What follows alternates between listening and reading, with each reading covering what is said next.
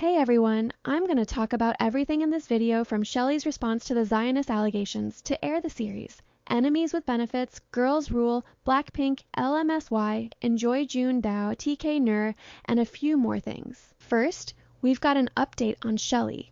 She went live yesterday and apologized for what happened with Emmy.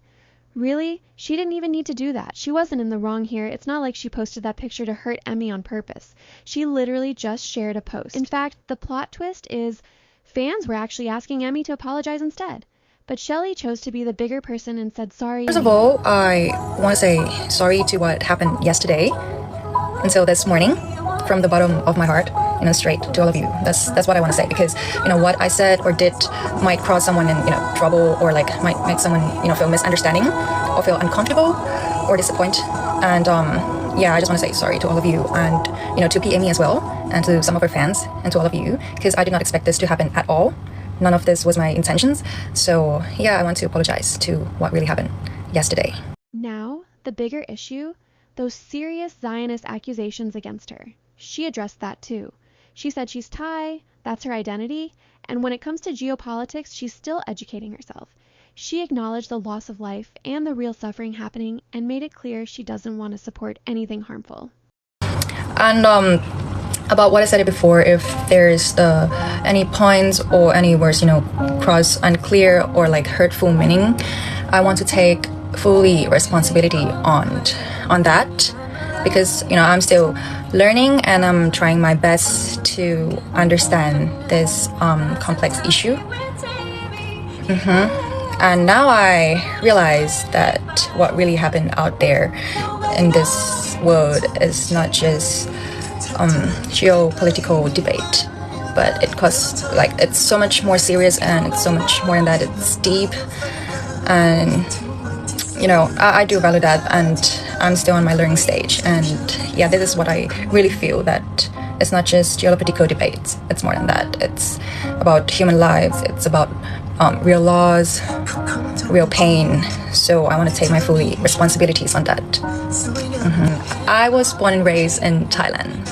I am Thai. I'll call myself and define myself as a Thai citizen. My ethnicity is Thai. My citizen is Thai.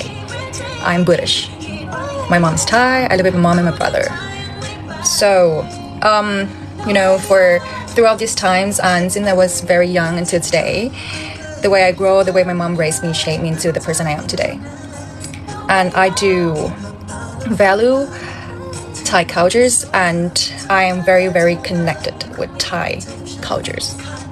So, I am Thai. หนูคนไทยค่ะฮู้บ่ So I'm Thai. For those who don't know me.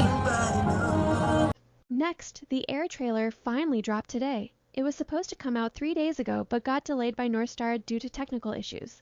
But it's finally here. Thank God Ninestar added that, and I'm so happy. Freenbecky are back, guys. As for the trailer itself, it's good. Bodyguard Vio and Princess Blue, I'm seated. One thing though, I was expecting at least a glimpse of the evil twin, but there's literally not a single shot of her. We just know she exists. They're gatekeeping her hard for the show. And the dynamic, I'm not gonna lie, it's giving me deja vu of the Loyal Pin. Princess falling in love with a commoner? Yeah, we've seen this before, but I'm still here for it. Give me more. Also, Nam is coming back, so our trio is finally complete. Other couples are gonna be in this series too. Actually more than we've seen in any of other series, at least according to fan spoilers. And I'm not gonna lie, that just makes me even more excited. I also watched an interview with the director, and they said this series is going to be very action-packed. This has been more difficult to shoot than others. But of course, they're gatekeeping that part too. They're really not giving us anything extra. The show is set to start airing next Saturday, so we don't have to wait that long anymore. Also, Becky just confirmed her appearance at Cannes. This is going to be her 3rd year in a row. And if you're a new fan, let me give you a quick moment of history. Freenbecky made their debut together at Cannes in 2024 and literally became the first GL couple to do it. That was a huge moment for the fandom. And Becky. She's also topping iTunes charts right now with her debut single Skin. She's really doing everything at once. Since it's Met Gala Day, I kinda miss Freen's debut from last year. The looks, the moment, everything. As for this year, my OT4 attended the Met Gala, and this was also Jisoo's debut. As a blink, this is literally the moment we've been waiting for, like years. Blackpink as a whole showing up at the Met, that's history right there. I'm especially happy to see Jisoo. With everything that's been going on lately, it hasn't been easy. Her brother is under investigation for SA, his ex-wife exposed him for domestic violence, and somehow people on the internet tried to drag Jisoo into it, like she's responsible for a grown man's actions. And that's the part that really needs to be said. K-pop fans can get extremely toxic when it comes to this. There's this pattern where women get blamed or targeted for the actions of men around them. We saw it last year with Jessie, and now it's happening again with Jisoo. But Jisoo didn't disappear, didn't go into hiding or hiatus. She made a clear statement, cut any links between her company and her brother, and kept moving forward like she should. Attending events, showing up, and now being at the Met.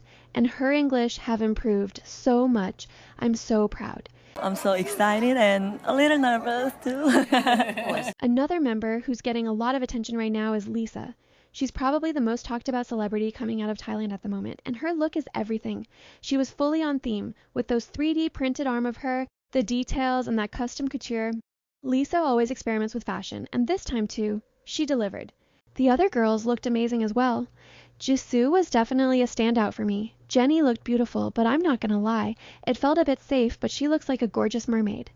Rosé, she wore her signature black Saint Laurent look. Was it expected? Yes. Is it a little boring? Also yes.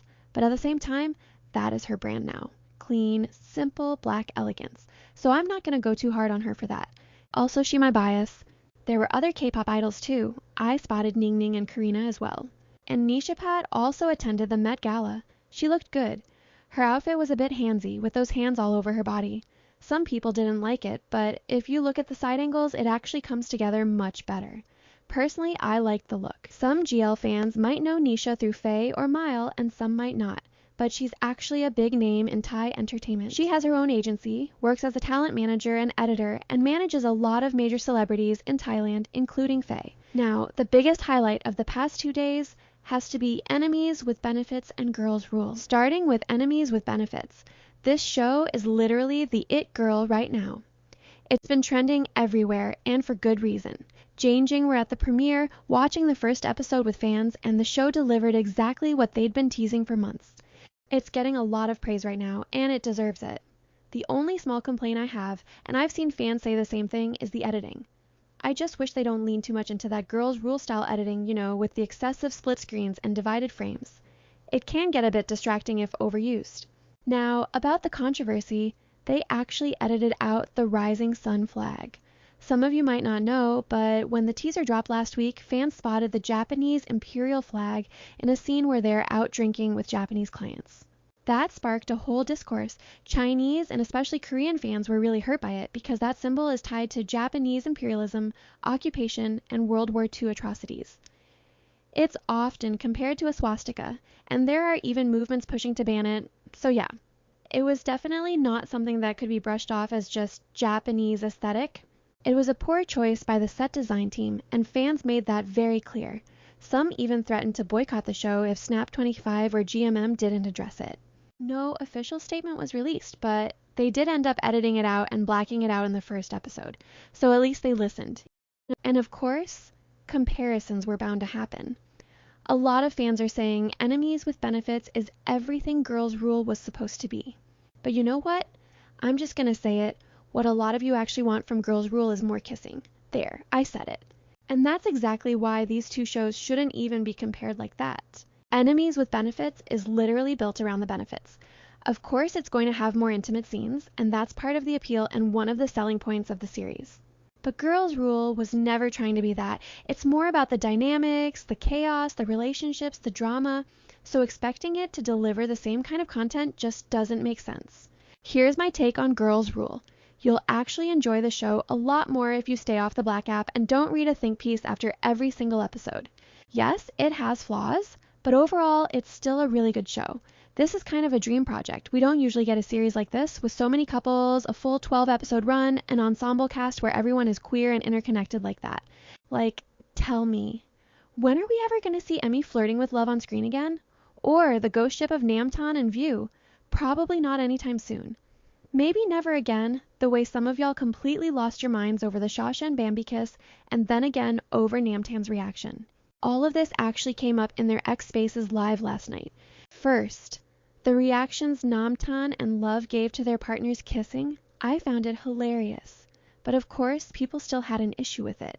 And then, dealing with all that negativity, Namtan was like, you know what? Let me just create my own safe space. So she introduced that subscription feature on X, basically for fans who genuinely want to support her and interact more closely. It's not even something new, a lot of celebrities do this. K-pop idols literally have platforms like Weverse for the same reason. And being a GL fan, or a K-pop fan at this point, you need insane storage on your phone just to keep up with everything. I struggle with that myself. But anyway, back to Namtan. No matter what she does, the negativity just follows her. As soon as she introduced the subscription, people started accusing her of it being a cash grab, which is crazy because so many artists use the exact same feature. And the best part, she quickly realized it might be too expensive for fans, and she literally asked everyone to stop subscribing. Like she was begging fans to stop and instead donate to charity. She said she'd continue posting like she always does, for free.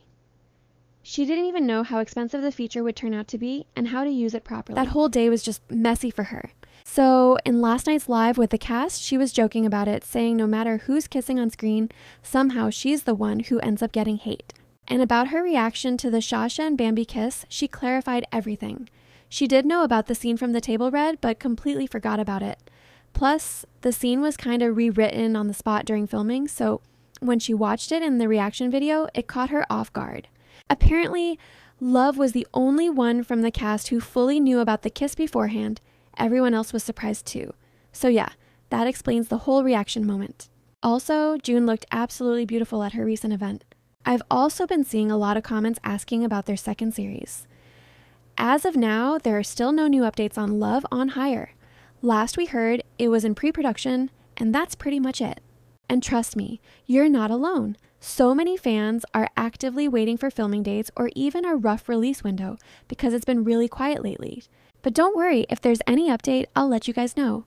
LMSY released their first digital album yesterday, and it's already getting an overwhelmingly positive response. Kao and Jane are also being talked about a lot right now, especially because Jane surprised Kao twice for her birthday, and she cried both times. And you know what? Not a lot of couples make me feel delulu, but this one actually does. Maybe they really could be something. Maybe they are actually real, and I'm not the only one thinking it either. Kao especially has been very openly flirty for months now. It could be, it could not be. But the thing with KaoJan is that they're both established actresses. They're not just known for GL, they've been in the industry for years and have already built their own recognition. So it's not like GL is their only thing or they need fan service as their main career support. There's something about them that just feels very natural and real. But another couple that is definitely not holding back with fan service is Nur and TK. All the clips from their first Taipei fan meet, A Queen's Time, A Sweet Night, are absolutely insane. Fans are eating it up. Ninestar is honestly going through a lot of public humiliation even after announcing they're shutting down. Some fans are upset that they didn't release a final proper statement addressing contracts or terminations for actresses like Zorzo, Sarah, Idea, and Peem. But at the same time, some of the things I'm seeing online are just straight up harassment, especially towards Grace. And even though the company is basically done and has already accepted defeat, at this point, it's really gone too far. We should just move on from it. But lastly, Love Beyond Dream is starting to air tomorrow on Mind Media channel. There's also this picture going around right now and everyone is asking where it's from and who the couple is. People are very invested in this. Anyway, quick info. That viral clip is actually from a BL that aired a few months ago. The ship is 99 and Friend. That's the actresses' names. You can check out the series if you're interested. And yeah, that's pretty much it. Also, someone asked me about Bangkok Red Opera with Earn and Mint. I'm not watching that show. I do want to watch it mainly for the actresses and of course the GL storyline, but from the teasers and edits, it's giving very doomed Yuri. And I'm just not in the mood for emotional damage right now. Let me know if you guys are watching it or not. I'll be back with another video soon. Thanks for watching.